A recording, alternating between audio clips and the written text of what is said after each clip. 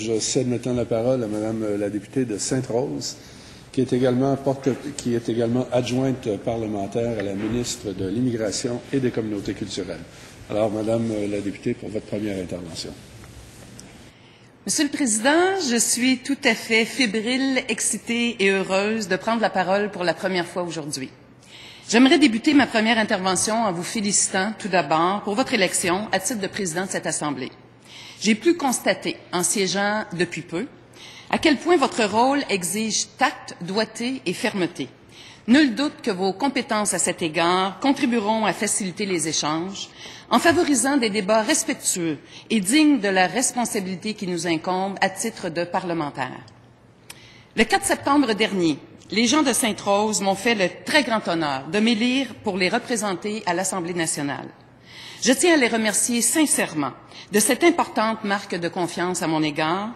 Je prends de plus en plus, chaque jour, la mesure de cette responsabilité dont je suis maintenant dépositaire et je les assure que je mettrai toute mon énergie à les servir avec sollicitude et dévouement. Je serai la députée de tous les citoyens de Sainte-Rose, quelles que soient leurs allégeances, leurs conditions sociales, leurs origines, la langue qu'ils parlent ou la diversité de leurs points de vue. Vous me permettrez aussi, Monsieur le Président, de profiter de cette occasion pour exprimer toute ma reconnaissance aux nombreuses personnes qui m'ont permis de devenir la première députée de cette nouvelle circonscription qui regroupe les quartiers de Fabreville et de Sainte-Rose à Laval. Aux parents, aux amis, aux bénévoles qui m'ont soutenu, aidé et entouré tout au long de cette campagne électorale, je dis un très sincère merci. Qu'ils aient affiché, téléphoné, pointé, organisé, distribué, informatisé ou accueilli, ils détiennent tous une parcelle de cette victoire. Je reconnais leur engagement, leur collaboration et leur appui sans faille. Bravo à la formidable équipe de Sainte-Rose. Une première campagne électorale est une expérience unique dans une vie. Le 4 septembre dernier, lorsque la mention « élu » est apparue sur ma photo à l'écran de télé, chez mes parents, où j'attendais les résultats en compagnie de ma famille, le toit s'est littéralement soulevé sous la clameur, qui n'a eu d'égal que celle qui a fait vibrer les murs de mon local électoral lors de mon arrivée, émue et radieuse, auprès des militants de mon comté. Ce sont là des souvenirs indélébiles que je garderai en mémoire longtemps. Monsieur le Président, je tiens aussi à saluer mes adversaires politiques, Madame April, Monsieur Gaudreault, Monsieur Châtel-Launay, Monsieur Fortin et Monsieur Ancu, et à les féliciter pour la campagne qu'ils ont menée. Au-delà des allégeances et de la partisanerie, reconnaissons que cela prend une bonne dose de courage pour s'engager en politique active. Il en faut de ces hommes et de ces femmes qui, chacun selon leurs convictions, s'impliquent pour défendre leurs aspirations et leurs valeurs. Les valeurs de solidarité, de démocratie, d'intégrité et de compassion qui m'ont toujours animée vont aussi guider mon travail de députée. Je serai à l'écoute des préoccupations des citoyens et des organismes de Sainte-Rose, jeunes, aînés, familles, gens d'affaires, commerçants, travailleurs, pour mieux répondre à leurs besoins et défendre leurs intérêts.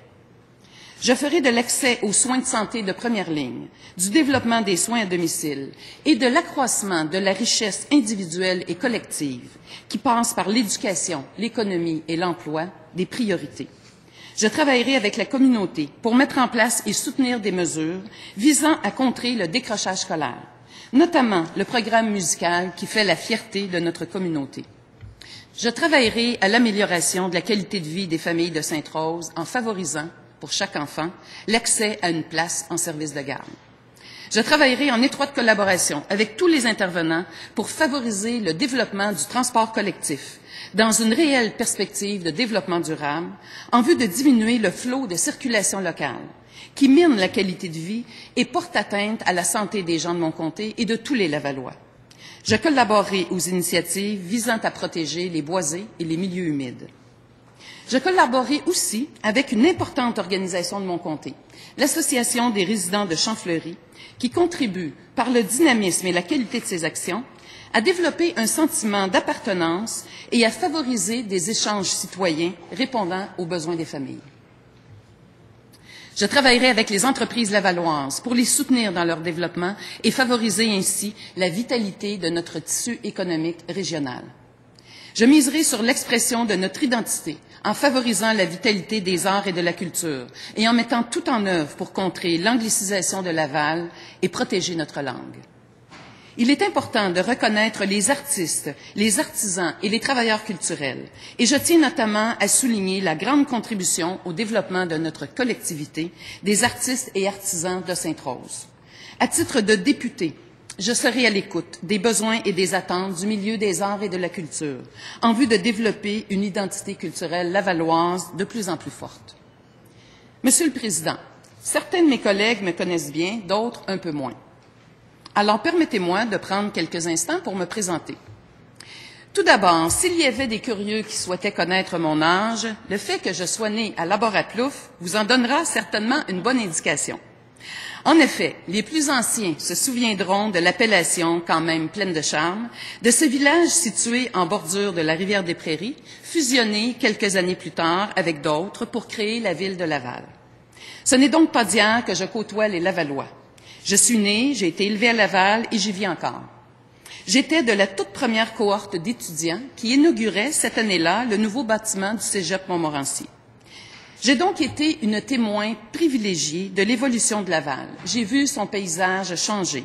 Les champs de tomates, terrain de jeu de mon enfance, se transformer peu à peu en quartier résidentiel et accueillir de nombreuses familles, à la recherche d'un environnement sécuritaire et paisible.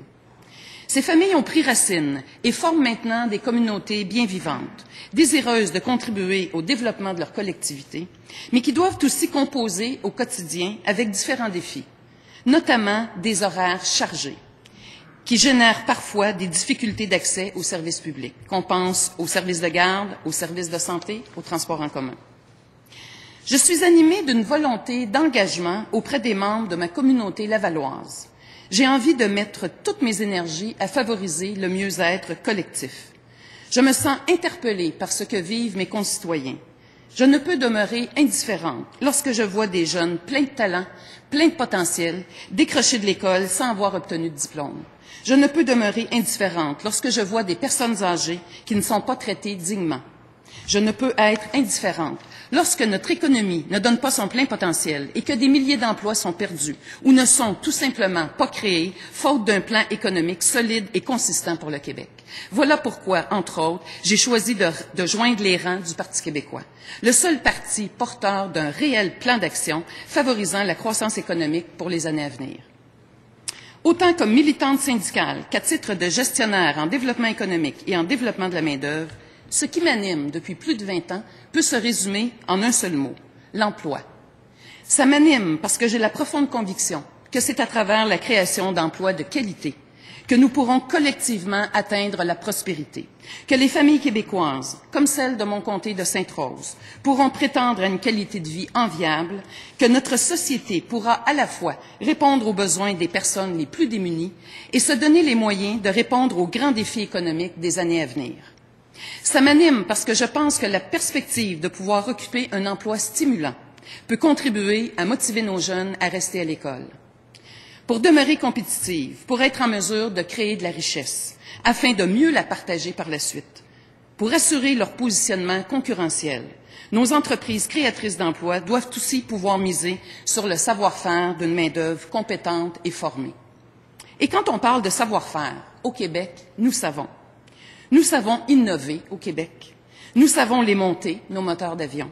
Nous savons les produire, nos lingots d'aluminium, nos billettes d'acier, notre poudre de titane. Nous savons les construire et les exporter, nos maisons usinées. Nous nous y connaissons en recherche biomédicale. Nous les avons développées au Québec, nos technologies vertes. Elle est reconnue mondialement, notre expertise en multimédia. Tous nos secteurs économiques porteurs peuvent s'appuyer sur un réseau de recherche et d'enseignement de haut calibre. Nous avons développé ici, au Québec, des expertises uniques. En somme, ce qui m'anime par-dessus tout, et de plus en plus, c'est de constater à quel point nous avons tout ce qu'il nous faut au Québec pour construire un pays qui nous ressemble, un pays riche de ses ressources, un pays riche du génie et du potentiel de ses gens, un pays riche de son savoir, de sa capacité d'innovation, un pays riche de ses entrepreneurs, un pays riche d'une gouvernance intègre et progressiste, un pays riche de sa jeunesse instruite et de ses aînés respectés. Monsieur le Président, entourée de tous mes collègues, des hommes et des femmes d'engagement, de tête et de passion, je saurai mener à bien les responsabilités d'adjointe parlementaire à la condition féminine que la première ministre a choisi de me confier. À titre de femme, à titre de mère d'une jeune femme à l'aube de sa vie d'adulte et à titre de députée, la condition des femmes est un thème qui m'interpelle et que je défendrai avec vigueur auprès de la ministre responsable. Depuis sa fondation, le Parti québécois a su démontrer son profond engagement envers les femmes et leurs droits. Comme gouvernement, nous avons posé des gestes significatifs pour faire avancer les questions qui touchent directement les femmes. Pensons seulement au développement des centres de la petite enfance, à l'équité salariale, au régime québécois d'assurance parentale ou à la mise en place d'une politique d'intervention sur la violence conjugale. La violence envers les femmes, encore bien présente dans nos communautés, constitue un fléau social qui a des conséquences négatives importantes, notamment sur leur intégrité, leur sécurité et leur autonomie financière. Nous rendrons public cet automne un plan d'action gouvernemental sur la violence conjugale, qui contiendra des mesures spécifiques pour les clientèles les plus vulnérables. Par ailleurs, même si les femmes sont de plus en plus scolarisées, leur choix académique tarde encore à se diversifier. En effet, les domaines d'études traditionnellement féminins et masculins demeurent à peu près les mêmes depuis de nombreuses années. Certains emplois parmi les mieux rémunérés, notamment dans les métiers, échappent encore aux femmes. D'ailleurs, le portrait dressé dans le récent avis du Conseil du statut de la femme sur les femmes et le développement nordique met en lumière la ségrégation professionnelle des travailleuses et travailleurs dans les projets de développement du Nord qui accentuent les inégalités. Le Conseil souhaite voir les femmes, notamment celles issues des communautés autochtones, participer davantage aux consultations et à la prise de décision sur les enjeux du développement nordique, objectif que partage la ministre, qui a d'ailleurs indiqué qu'une analyse poussée de cet avis doit être faite pour que nous puissions donner suite à cet appel du Conseil du statut de la femme. Sous le thème de la prospérité, notre première ministre nous a d'ailleurs annoncé un réel plan de développement du Nord, le Nord pour tous. Et j'ai envie d'ajouter le Nord pour toutes. Un Nord dans lequel le développement économique bénéficiera à tous et à toutes et évitera d'accentuer les inégalités. Inégalités qui ont récemment été dénoncées par la Commission de la construction du Québec. En effet, lors du lancement, le 17 octobre dernier, du plan de relance du programme d'accès à l'égalité des femmes dans l'industrie de la construction, nous apprenions que les femmes ne constituent que 1,3 % de la main-d'œuvre dans cette industrie. Nous devons faire les efforts nécessaires et mettre en place des mesures qui permettent à plus de femmes d'accéder à ces métiers fort bien rémunérés. Ainsi, plus il y aura de femmes sur les chantiers, plus elles prendront leur place, moins il y aura de discrimination. Parce qu'on ne doit pas oublier non plus que la contribution des femmes dans le changement de dynamique de certains milieux de travail est d'abord collective. Elles doivent en effet être présentes en nombre suffisant pour qu'on puisse en constater un réel impact. À cet égard, permettez-moi de souligner, Monsieur le Président, le dynamisme de la table de concertation sur la condition féminine à Laval. Bravo à ces femmes engagées et déterminées à promouvoir l'égalité, l'équité et la justice envers les femmes. Être adjointe parlementaire à la condition féminine est un mandat ambitieux. La mémoire des femmes de conviction qu'a connue le Québec me permettra de l'assumer sans réserve. Je penserai à Thérèse Casgrain, qui s'est battue pour permettre aux femmes d'obtenir le droit de vote. Je penserai à Lise Payette, qui a instauré le secrétariat à la condition féminine, qui depuis de nombreuses années pilote les mesures gouvernementales pour les femmes et assure que notre voix sera entendue et respectée. Je penserai aussi à Claire Kirkland-Casgrain, première femme élue à l'Assemblée législative du Québec en 1961 et première femme nommée ministre en 1962. Nous lui devons d'avoir fait adopter, le 14 février 1964, la loi sur la capacité juridique de la femme mariée. Cette loi nous a donné la pleine capacité juridique d'exercer une profession et de gérer nos propres biens. Merci à Mme Claire Kirkland-Casgrain. Monsieur le Président, j'ai un très grand respect pour les pionnières qui ont permis que je prenne la parole devant vous aujourd'hui. C'est dans leurs traces que je marcherai. Vous le savez, Monsieur le Président, l'objectif du Parti québécois est de faire du Québec un pays. je peux vous garantir que les femmes trouveront leur voie dans ce projet collectif. Nous croyons que les assises de notre nation doivent inclure l'égalité entre les hommes et les femmes. C'est pourquoi nous proposons qu'une éventuelle Constitution du Québec enchâsse ce principe. Monsieur le Président, je tiens à réitérer toute ma fierté que le peuple québécois ait élu une première femme à la tête de son gouvernement. C'est avec une immense joie que j'ai accueilli cette nouvelle. Parce que c'est ma chef et que j'ai pour elle une très grande admiration, bien sûr, mais aussi parce que je connais ses compétences, son expérience, sa résilience, et parce que je sais qu'elle saura se montrer à la hauteur des aspirations de tous les Québécois. Si l'économie, l'éducation et le droit des femmes font partie de mes préoccupations, j'ai tout aussi à cœur les conditions de vie et de travail des travailleurs et des travailleuses du Québec. Je veux m'assurer que leurs droits soient respectés, que leurs fonds de pension ne s'envolent pas en fumée après des années de dur labeur, comme on le voit encore malheureusement trop souvent. Je veux protéger leurs emplois à travers la mise en œuvre d'un véritable plan de développement économique pour le Québec, qui misera notamment sur la transformation, ici, de nos ressources naturelles, qui créera, à travers des activités de deuxième et de troisième transformation, des emplois réellement durables.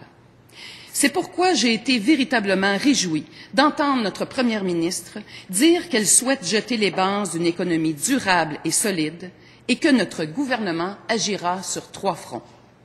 L'exploitation responsable et respectueuse de nos ressources naturelles, l'établissement d'une stratégie économique qui mise sur les entrepreneurs et l'innovation et la relance de nos exportations. Mais dans le monde du travail, il arrive parfois, malheureusement, que des conflits surgissent. C'est le cas dans une entreprise de mon comté. Je désire saluer les travailleurs de ma pays qui vivent un conflit de travail qui dure depuis 6 mois. C'est difficile à vivre, Monsieur le Président, un conflit de travail. Ça mine le moral, ça appauvrit des hommes et des femmes de bonne volonté qui aspirent à offrir à leur travail, à leur famille, une qualité de vie décente, qui veulent que leurs droits soient respectés. Les 115 travailleurs en grève de chez MAPI ont massivement rejeté une offre de conditions de travail qui portait atteinte à leurs droits. Ces travailleurs ont des convictions et il faut saluer la solidarité et le courage dont ils font preuve. Ce n'est jamais une décision facile de rejeter des offres et d'utiliser d'ultimes moyens de pression comme la grève, avec comme toile de fond des menaces de fermeture. Je veux donc les saluer et les assurer de mon soutien dans leur lutte pour préserver leurs droits et assurer l'équité dans leur milieu de travail. Je remercie mes collègues de leur écoute et les invite à voter en faveur de la motion qui permettra à notre gouvernement de remettre le Québec sur le chemin de l'intégrité, de la prospérité et de la solidarité, tout en misant sur la promotion de l'identité et de la défense des intérêts de la nation québécoise au cours de notre mandat. En terminant, Monsieur le Président, je dois vous faire un aveu. Si j'ai décidé de me porter candidate dans le tout nouveau comté de Sainte-Rose, c'était aussi pour rétablir une petite injustice faite à mon égard. En effet, mon arrière-grand-mère s'appelait Rose-Aimée. Ma grand-mère s'appelait Rose. Ma mère s'appelle Rosemary. Ma fille s'appelle Rose-Hélène. Je suis donc l'exception qui est venue confirmer la règle en devenant la première députée du comté de Sainte-Rose. Merci, Monsieur le Président.